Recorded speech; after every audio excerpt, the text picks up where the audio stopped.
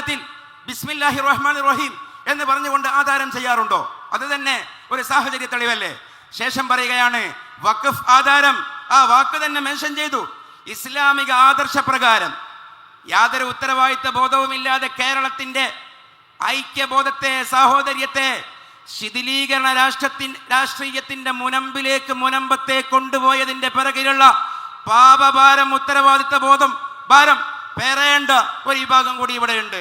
നിസ്സംശയം പറയട്ടെ, കൃത്യവിലോപം ചെയ്ത് ഉത്തരവാദിത്ത ബോധമില്ലാതെ വഖഫ് ഭൂമിയെ വിറ്റ ഫാറൂഖ് കോളേജിന്റെ അക്കാലഘട്ടത്തിലെ അതിന്റെ ഭരണ സമിതി, ആ ആളുകൾ, അവരെ ന്യായീകരിക്കുന്ന ആളുകൾ കൂടി കേൾക്കണം. അതിൽ പറഞ്ഞ വാക്കെന്താണ്? വഖഫ് ആധാരം എന്നാണ് പറഞ്ഞത്. കൂടാതെ സിദ്ദീഖ് സേട്ട് പറഞ്ഞു, ഇസ്ലാമിക ആദർശപ്രകാരം നടത്തുമെന്നുള്ള വിശ്വാസത്തിൽ, അടുത്ത വാക്കാണ് പ്രധാനം, എൻ്റെ ആത്മശാന്തിക്കായി ഞാൻ ഖബറിൽ കിടക്കുമ്പോൾ അതിന്റെ പ്രതിഫലം എനിക്ക് കിട്ടാനായി എന്ന് നമ്മുടെ ഭാഷ, അതിനു വേണ്ടിയാണ് ഞാൻ വഖഫ് ചെയ്യുന്നത് എന്ന് സിദ്ദീഖ് സേട്ട് പച്ച മലയാളത്തിൽ പറയുകയും അത് ഗവൺമെന്റ് അംഗീകരിക്കുകയും അതിനെതിരെ പോയ എല്ലാ ഹർജികളും രേഖ നോക്കി പറയൂ എന്ന് കോടതി തിരുത്തി അവരെ തിരിച്ചയക്കുകയും ചെയ്തത് നമ്മുടെ മുമ്പിൽ ഉണ്ടായിരിക്കെയാണ് കേരളത്തിന്റെ ഉത്തരവാദിത്തപ്പെട്ട ഭാവി പ്രതീക്ഷയായ പ്രിയങ്കരനായ VD സതീശൻ അദ്ദേഹത്തിന്റെ പദവിയോട് ചേരാത്ത ഒരു പ്രസ്താവന നടത്തിയത്. അദ്ദേഹം അത് തിരുത്തിയേ പറ്റൂ. പിന്നെ നമ്മളവിടെ അന്ധമായി മുനമ്പത്തുകാരെ കേവലം കുടിയൊഴിപ്പിക്കണമെന്നല്ല പറയുന്നത്. വഖഫ് ഭൂമിയുടെ ഉടമസ്ഥത അള്ളാഹുവിനാണ്.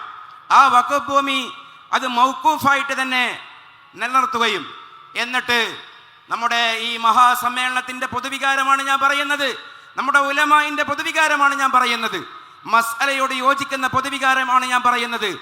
ഔട്ട് ഓഫ് കോർട്ടിൽ ഇതിന്റെ സെറ്റിൽമെന്റ് നടക്കണം. കോടതിക്ക് പുറത്താണ് ഇതിന്റെ സെറ്റിൽമെന്റ് നടക്കേണ്ടത്. ആ സെറ്റിൽമെന്റിൽ ഇത് വഖഫായി വഖഫിന്റെ ആളുകൾക്ക്, അതിന്റെ മുത്തവല്ലിമാർക്ക് തിരിച്ചു കൊടുക്കുകയും അതിനുശേഷം അതിന് തത്തുല്യമായ തേർഡ് പാർട്ടി വില കെട്ടിയിട്ട് അവിടെ വീട്, ആ പറമ്പിൽ നിന്ന് താഴേക്ക് ഇറങ്ങേണ്ടി വരുന്നവർക്ക് അതിന്റെ നഷ്ടപരിഹാരം നൽകി പുനരധിവസിപ്പിക്കുകയും ചെയ്യണം. ഇതല്ലേ നമുക്ക് പറയാനുള്ളത്? ഇതാർക്കെങ്കിലും എതിരാണോ? അപ്പൊ പിന്നെ ഒരു ചോദ്യം വരും, ആരാണ് നഷ്ടപരിഹാരം ഈടാക്കേണ്ടത്? ഞാനൊരു ഗവൺമെന്റിനെയും എതിർക്കുകയല്ല. ഉലമാഇന്റെ സൂഫികളുടെ പാരമ്പര്യം ഒരു സമരമുറ തുറക്കലല്ല.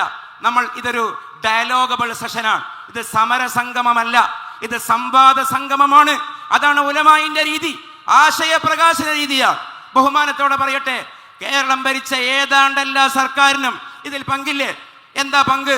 ഇത് ഒരേ സമയം റവന്യൂ രജിസ്ട്രേഷൻ പട്ടികയിലും മുനമ്പം പെട്ടു, വഖഫിന്റെ പട്ടികയിലും മുനമ്പം പെട്ടു. എങ്ങനെയാണ് വഖഫിന്റെ ഭൂമി റവന്യൂ രജിസ്ട്രേഷൻ പട്ടികയിൽ പെട്ടു എന്ന് പറയുന്നുണ്ടല്ലോ? പെട്ടത് അതാണല്ലോ ചിലരുടെ പിടിവള്ളി. അങ്ങനെയാണെങ്കിൽ ഉത്തരവാദിത്തമില്ലാതെ വഖഫിന്റെ ഭൂമിയെ റവന്യൂ രജിസ്ട്രേഷനിൽ പെടുത്തിയതിന്റെ പേരിൽ ഏറെക്കുറെ ഏതാണ്ടല്ല ഗവൺമെന്റിനും ഇതിൽ പങ്കുള്ളത് കൊണ്ട് നഷ്ടപരിഹാരം ഒന്നുകിൽ പാതി ഗവൺമെന്റ് വഹിക്കട്ടെ, പാതി ഉത്തരവാദിത്ത ബോധമില്ലാതെ ആ ഭൂമി വിറ്റ മുതലാളിമാരോ അവരുടെ അനന്തരഗാമികളോ അവരെ ഏൽപ്പിക്കുന്നവരോ വഹിക്കട്ടെ. പ്രശ്നം ക്ലോസ്.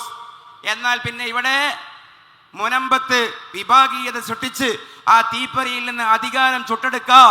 നേരത്തെ ഇവിടെ പാട്ടുപാടിയല്ലോ, വഖഫ് ഭൂമി കണ്ട് ആർക്കും രാപ്പനി ഉണ്ടാകണ്ട, ആ കട്ടിലിൽ കിടക്കാൻ ആർക്കും പൂതിയും ഉണ്ടാകണ്ട, കുപ്പായമിട്ട് വന്നവരൊക്കെ വന്ന വഴിക്ക് പൊക്കോളും.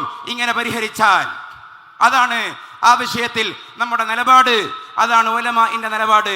അതുകൊണ്ട് this mass crowd want to remind the authority of central government, the pioneer and policy makers behind the curtain of this Waqf Amendment Act, the celebrated lines of Rabindranath Tagore, the poem Heaven of Freedom. Humbly I would remind the authority of central government. The lines of Rabindranath Tagore, he calls this India heaven of freedom, and he wrote a poem, my heaven of freedom is where the mind is without fear and the head is held high and the knowledge is free and the world has not been broken up into fragments by the narrow domestic wars, and the words come from the depth of truth. Repeat the line. and the words come up from the depth of truth into that heaven of freedom. Oh my father, let my country awake.